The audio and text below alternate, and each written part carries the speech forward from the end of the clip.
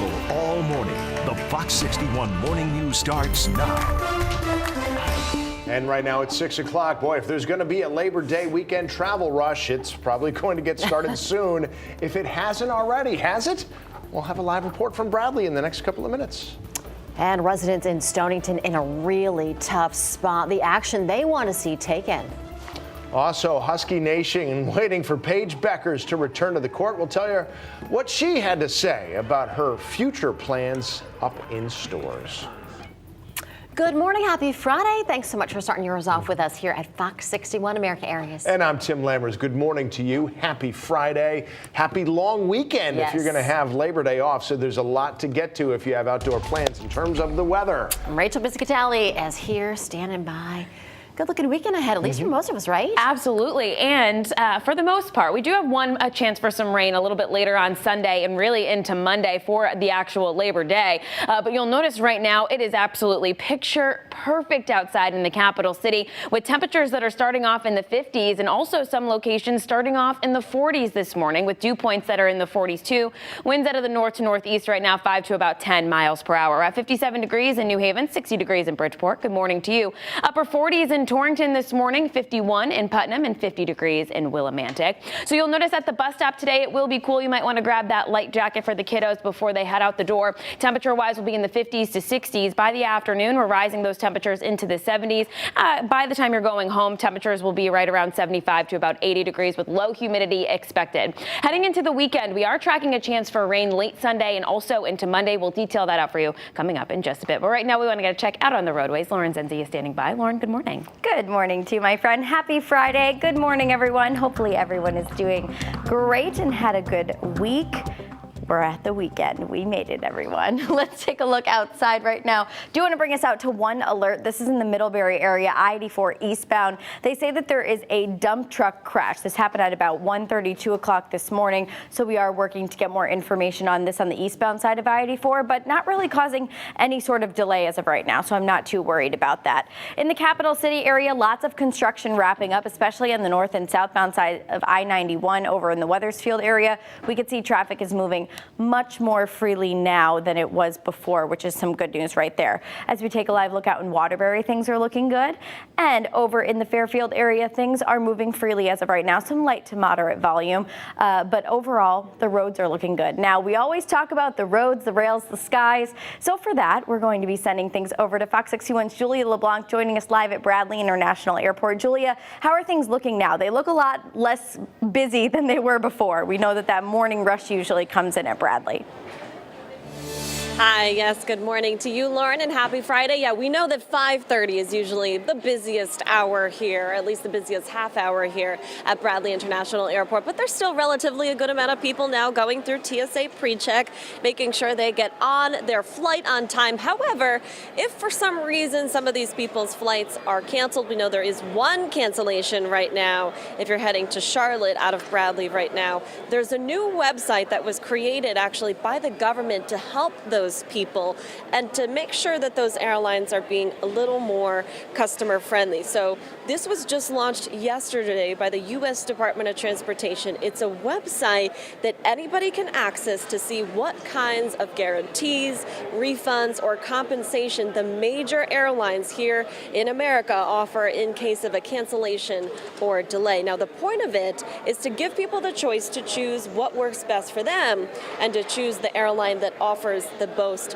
benefits. Now, it shows the 10 largest U.S. airlines, which make up 96% of air traffic. We're talking about American, Delta, JetBlue, and more.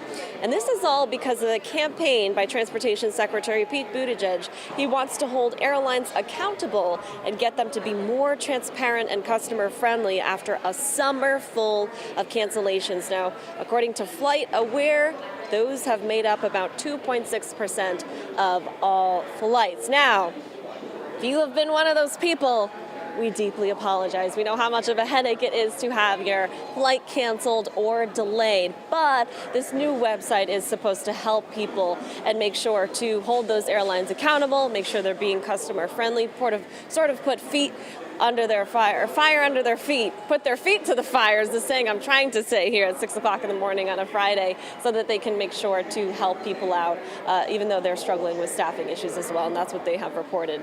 And that's why they're seeing all of these cancellations and delays right now, according to them. Now, we did speak with a customer who feels pretty passionately about this website, and she hopes it can help with all of those problems. We'll hear from her coming up in the next hour. For now, though, we are live at Bradley. Julia LeBlanc, Fox 61 News. Hi, Julia, thanks so much. Looks busy there, but certainly looks like the line is moving along pretty quickly. That's all you can ask for at this point, right? We like to see movement.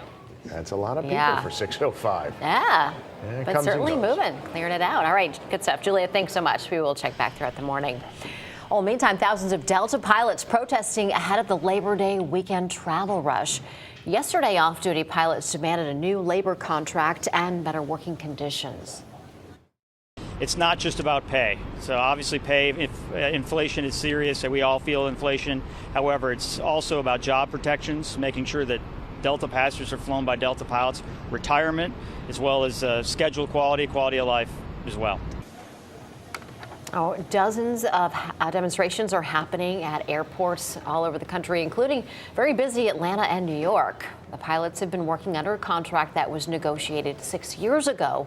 And although negotiations are currently underway, those protesting say the fight is not over. All right, let's take a look at the average price for a gallon of regular gas. According to AAA, right now it's at $3.80, which is down 3 cents a gallon from yesterday. Still a ways to go to get to where we were a year ago when it was $3.18. And for diesel, it's $5.19 a gallon, which is the same as it was yesterday. Still far closer to all-time highs than it was to even where it was a year ago at $3.32. We have two stories overnight in Manchester because two teenagers were hurt in a pair of incidents, but police said they could be connected. Police said a 15-year-old victim called them to report that he had been shot in the right shoulder somewhere in the area of McKee Street. He was taken to a hospital and his life is reportedly not in any danger. But a little later after that, a 17-year-old was hit by a car at the intersection that's at the bottom of McKee Street. That victim suffered minor injuries and is expected to be all right. Well, this morning, a teenager is being charged after a message was changed and a racist message added. This is in Deep River. The incident happened on June 1st on a town sign in downtown near Main Street, where letters from a message about the local Memorial Day parade were switched to include a derogatory word. Now, the message was taken down immediately. Now, a 17-year-old is facing several charges, including breach of peace. They are expected in Middletown Juvenile Court on September 14th. A Fox 61 follow-up for you here. Several investigations have been launched after a video appeared to show a Greenwich assistant principal discussing discriminatory hiring practices. Fox 61's Gabby Molina has the very latest on this. A video that appears to show a Greenwich assistant principal discussing that he does not hire conservatives, Catholics, or people of a certain age. Now the subject of several investigations. So then what do you do with the Catholics? If you find out someone is Catholic, then what? The secretly recorded video was released by Project Veritas, and now the Attorney General's office wants to know what the circumstances behind it are, and if there was any discrimination or other misconduct related to that video. We are going to investigate broadly the contents and circumstances of that video, and we're going to assess and analyze and review all of the available evidence. Attorney General William Tong launched the civil rights investigation Thursday, saying if any wrongdoing is found, those involved will be held accountable. I do not play politics with my enforcement authority, and I do not play politics with civil rights investigations. And I definitely do not play politics with schools, kids in schools, and teachers, and students, and families. Both federal and state law prohibit employers from discriminating against anyone on the basis of race, color, religion, sex, or age, among other characteristics. Employers can't make hiring decisions based on those qualities. They can't make any conditions of employment. Firing, they can't make who gets promoted, who doesn't get promoted. A human resource expert says doing so would not only mean breaking the law, but can also break the trust in an organization. It's not just financial consequences, it's also how they want to be known what their organization culture is the kind of culture that promotes people of different backgrounds. The State Department of Education has also launched its own investigation and said it has been in touch with Greenwich Public Schools. In a statement, the department said in part, the CSDE condemns all actions that are discriminatory and contravene Connecticut laws and regulations. Gabby Molina, Fox 61 News. Gabby, thank you. All right, 6:10, and it has been more than a week since the only elevator at a Stonington apartment complex stopped working. And now residents of the 3-story building say that they are feeling trapped in their own homes. Residents at the Spruce Ridge Apartments have been pleading with their apartment manager for repairs, but they say their requests have gone unanswered. They're saying that it's leaving them in a really tough spot, and they're afraid that if it isn't fixed soon, it will turn into a medical emergency. It's been pretty difficult. I'm on the 3rd floor. My husband is handicapped. He can't go down the stairs or whatever. So he's been, thank God there's been no problems. He's been inside for the whole time now. Well, I'm waiting for the food delivery and they don't have the elevator. They may leave it in the lobby and that will be a huge problem for me. How am I supposed to get the things up when I need back surgery and I've had a knee replacement recently? So I cannot carry the things up myself. So I don't even know what I'm going to do, to be honest. Well, Fox 61 reached out to the apartment manager several times to find out answers on how this happened and if there's a solution in the near future. We are still waiting to hear back from them.